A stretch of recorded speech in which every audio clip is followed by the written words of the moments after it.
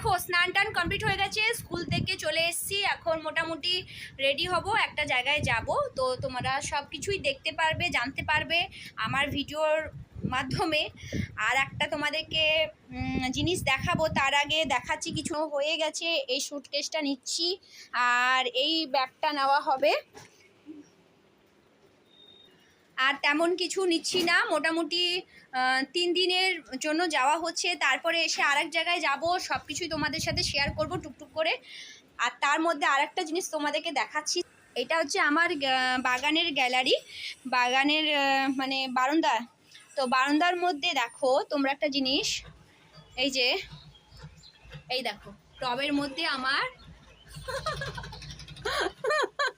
কি সুন্দর পাখিটা বাসা বেঁধে ডিম পেড়েছে, মানে এত ভালো লাগছে। আমার মেয়ে আমাকে ডেকে এনে দেখাচ্ছে, বলে মা দেখো তো পাখি একটা মনে হয় বাসা বেঁধেছে, তার মধ্যে ডিম পেড়েছে, আমি জানতাম না। তো আজকে আমি জাস্ট দেখলাম।